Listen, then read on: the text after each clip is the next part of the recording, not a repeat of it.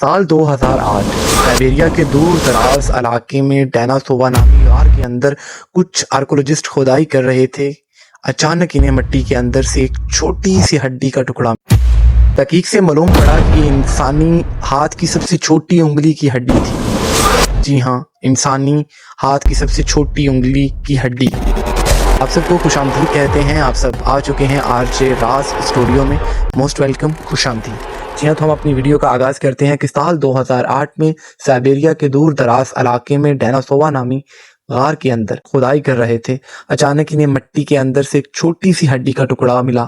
تحقیق سے معلوم پڑا کہ یہ انسانی ہاتھ کی سب سے چھوٹی انگلی کی ہڈی تھی، اور جب انہوں نے اس ہڈی کو باہر نکالا اور اس پر ریسرچ شروع کی تو پہلے لگا کہ شاید یہ 400 سال پہلے بسنے والی نسل کی ہڈی ہے، پر DNA اور ٹیسٹ کرنے پر جو معلوم پڑا اس نے سب کے ہوش ہی اڑا دیے۔ یہ DNA نے نہ ہی کسی نیانڈرتھل کا تھا اور نہ ہی ہمارے جیسے ہوموسپینس کا۔ یہ ایک بالکل ہی ایک نئی قسم کے انسان کا DNA تھا۔ جی ہاں، یہ ایک نئی کوئی مخلوق تھی جسے اس دنیا سے پہلے دنیا میں کبھی نہیں دیکھا گیا ہو۔ ناظرین، یہ چھوٹی سی ہڈی دراصل ایک جوان لڑکی تھی جو آج سے تقریباً 50,000 سال پہلے اس زمین پر زندہ تھی، اور چونکہ یہ ڈیناسووا کی غار سے ملی تھی تو اسی لیے اس نسل کو ڈیناسونس کا نام دیا گیا۔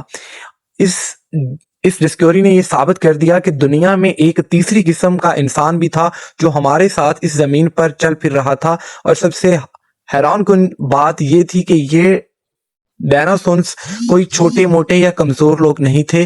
ان کے اندر ایسی صلاحیتیں تھیں جو آج کے انسان کے پاس بھی نہیں ہیں۔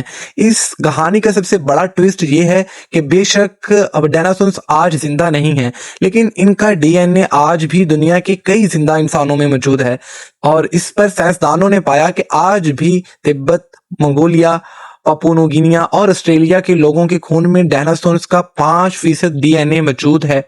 چائنا سے ملنے والی کھوپڑی، جسے ڈریگن مین کا نام دیا گیا، اس کا سائز کافی بڑا اور انسانوں کے مقابلے میں غیر معمولی تھا۔ سائنسدانوں کے مطابق ان کے دماغ کی گنجائش ہمارے مقابلے میں تقریباً 20% زیادہ تھی۔ تبت کے لوگوں میں ایک خاص APS جین پائی جاتی ہے جو انہیں اونچائیوں پر سانس لینے میں مدد دیتی ہے، اور یہ جین ہمیں انہی ڈیناسونس سے وراثت میں ملی ہے۔ 2008 میں اسی غار سے ایک سبز رنگ کا بریسلٹ ملا تھا، 50 سے 70 ہزار سال پرانا ہے، اور اس میں موجود باریک سوراخ اس زمانے کی ہائی سپیڈ ڈرلنگ ٹیکنالوجی کی طرف اشارہ کرتا ہے۔ آخر یہ نسل مٹ کیسے گئی؟ سائنسدانوں کا ماننا ہے کہ جب ہومو سپینس نے ایشیا میں قدم رکھا تو یا تو ان کے درمیان جنگ ہوئی، یا پھر 12,800 سال پہلے آنے والی ایک بہت بڑی تباہی جسے ریسنٹ آف ورلڈ کہا جاتا ہے۔ جی ہاں، یہ اس کے ذریعے یہ جو جتنے بھی ڈیناسونس تھے وہ اس کے نیچے آ کر جو ہے ان کا جو ہے وہ اختتام ہوتا ہے، اور اسی کے ساتھ ان کی نسل جو ہے وہ ختم ہو جاتی ہے۔ یا پھر یہ بھی ہم لوگ کہہ سکتے ہیں کہ یا پھر ہم یہ بھی کہہ سکتے ہیں کہ ان کی انسانوں کے ساتھ کوئی جھگڑا ہوا ہو اور وہ اتنی مخلوق کے برابر نہ ہو تو ان کے لیے ان کا یہیں پر اختتام ہو۔ بہرحال جو بھی ہے، لیکن آج بھی یہ جو حصہ ہے یہ آج بھی انسانوں میں ان کا DNA ہے، اور کچھ حصوں میں آج بھی وہ مکین ہیں، جن میں اگر ہم بات کریں تو افریقہ کے کچھ علاقے ہیں، اور اس کے ساتھ ساتھ منگولیا، پاپوا نیو گینی جیسے کنٹریز بھی اس میں شامل ہیں کہ جہاں پر اس طرح کی شخصیت ہو سکتی ہیں۔ البتہ آج کی ہماری ویڈیو کا یہی مقصد تھا کہ ہم دو نہیں بلکہ ہم سے پہلے ایک اور نسل بھی تھی جس کا نام تھا ڈینیسونس۔ جی ہاں، ڈینیسونس، یہ آپ لوگوں کو نام جو ہے یہ آپ لوگوں کے ذہنوں میں رہے گا، اور ہماری نیکسٹ جو ویڈیو ہے اس پر مکمل ڈیٹیل کے ساتھ ہم آپ لوگوں کو بتائیں گے کہ ڈینیسونس کا جو تھا وہ آغاز کس جو ہے وہ ہسٹری میں ہوتا ہے، اور ان کی جو حکومت رہتی ہے وہ کتنے سال تک وہ مخلوق اس دنیا پر رہتی ہے۔ بہرحال آپ میں سے جو لوگ ہمارے چینل پر نیو آئے ہیں تو جلدی سے چینل کو کر لیں سبسکرائب۔